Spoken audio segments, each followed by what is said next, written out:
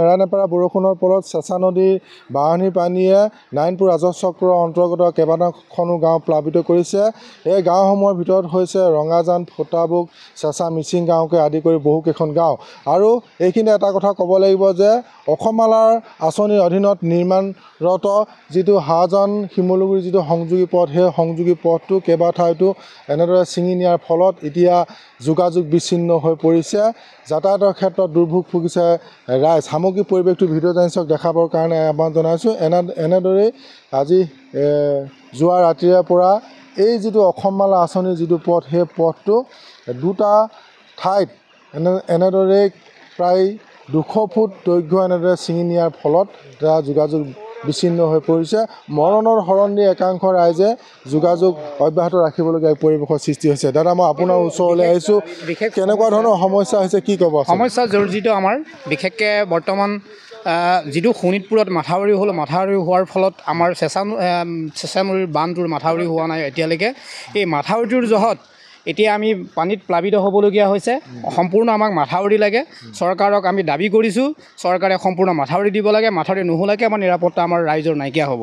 গতিকে সম্পূৰ্ণ ক্ষতি হৈছে। গৰু ম'হৰ পৰা চৰিবলৈ জেগা নাই আৰু মানুহৰ গোটেই ঘৰ দুৱাৰ ডুবি ভাত বনাবলৈ অসুবিধা হৈছে। সেই গতিকে চৰকাৰক আহ্বান জনাইছোঁ, অতি শীঘ্ৰে মুঠতে মাথাউৰি নিৰ্মাণটো আমাক কৰি দিব লাগে।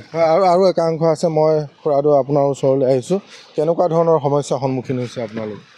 ইয়াত আমালোকৰ সমস্যাটো হৈছে যিটো ৰাস্তা বনাব লাগিছিলে এইটো ৰাস্তা নবনাৰ কাৰণে আমাৰ বেছিকৈ ইয়াত 2 নং চেঁচা, ফটাবুক আৰু ইফালে 1 নং চেঁচা মিচিং ৰাইজৰ বেছি অসুবিধা হৈ পৰিছে। এতিয়া খেতি বাতি লোকচান হৈছে, কঠীয়া তৰি গোটেই লোকচান, গৰু ম'হ চৰাবলৈ জেগা নাইকিয়া হৈছে। আৰু আহাজানটো শিমলুগুৰিলৈ যোৱা ৰাস্তাটো 2 জেগাত বিচ্ছিন্ন হৈ ৰাইজৰ গাঁও ভাত বনাই খাবলৈ অসুবিধা হৈ পৰিছে, বিচ্ছিন্ন অৱস্থাত পৰি। গতিকে আমাক চৰকাৰে হেৰিটো কি কয় চেক বান্ধটো ভালকৈ বনাবৰ কাৰণে আমি আহ্বান জনাইছোঁ। আৰু একাংশ আছে, মই আপোনাৰ ওচৰলৈ আহিছোঁ। ইতিমধ্যে সম্পূৰ্ণ চেঁচা নদীখনে ইয়ালৈ বাগৰি অহাৰ এক পৰিৱেশ সৃষ্টি হৈছে।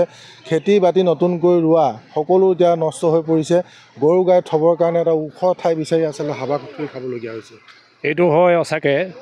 বিশেষকৈ আমাৰ ইয়াত মাথাউৰিটো নোহোৱাৰ কাৰণে এই অৱস্থা। বিশ্বনাথ ডিষ্ট্ৰিক্টে মাথাউৰি সম্পূৰ্ণ ভালকৈ বান্ধি দিলে। আমাৰ MLA গুৰুত্ব নথকাৰ কাৰণে আজি আমাৰ এই ৰাইজৰ এনেকুৱা দুৰ্দশা হৈছে। যদি MLA গুৰুত্ব দিয়া হ'লহেঁতেন, মাথাউৰি হ'লহেঁতেন, কিন্তু এই অৱস্থা নহ'লহেঁতেন।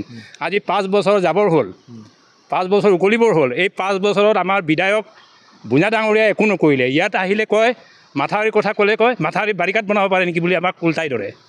সেইটো কাৰণে বৰ দুখ লাগিছে। ইয়াৰ সম্পূৰ্ণ দায়ী চৰকাৰ। যিহেতু এই বান্ধটো যদি আমাক দিয়া হ'লহেঁতেন, ভালকৈ দিয়া হ'লহেঁতেন, মাথাউৰি দিয়া হ'লহেঁতেন, এই অৱস্থা কেতিয়াও নহয়। হয়, পুনৰবাৰ মই ভিডিঅ' জাৰ্নেলিষ্টক যিটো পৰিৱেশ, সেই পৰিৱেশটো মই দেখাবৰ কাৰণে আহ্বান জনাইছোঁ। এনেদৰে আচলতে অসমমালা আঁচনিৰ 2টা ঠাইত, হাজং আৰু শিমলুগুৰি সংযোগী পথৰ 2টা ঠাইত এনেদৰে আচলতে কেইবা ফুট দৈৰ্ঘ্যত এনেদৰে বিচ্ছিন্ন হৈ পৰিছে। চেঁচা নদীৰ বাঢ়নিৰ পানী এনেদৰে উটুৱাই নিছে, যাৰ কাৰণে এতিয়া যাতায়াতত দুৰ্ভোগ ভুগিছে। আৰু নতুনকৈ আচলতে যিসকল কৃষিজীৱী ৰাইজ, সেই ৰাইজে তেওঁলোকে নতুনকৈ শালি ধানৰ খেতি কৰিছিলে। সেই শালি ধানৰ খেতিসমূহ এতিয়া পানীৰ তলত ডুব গৈছে। এক প্ৰকাৰ ক'ব লগত ইয়াত সাগৰ সদৃশ পৰিৱেশ ইয়াত বিৰাজ কৰিছে। এগৰাকী বাইদেউ আছে, কেনেকুৱা ধৰণৰ সমস্যাৰ সৃষ্টি হৈছে কওকচোন? আমাৰ এতিয়া বৰ অসুবিধা, গাহৰি চাহৰি দবলৈও জেগা নাই, চব চাঙৰ তলত পানী।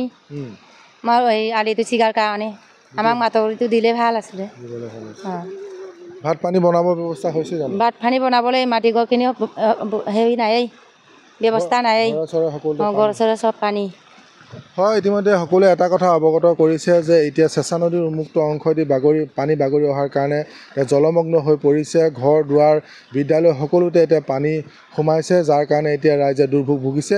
আমি কিছু দৃশ্যাংশ দেখাবৰ কাৰণে চেষ্টা কৰিলোঁ।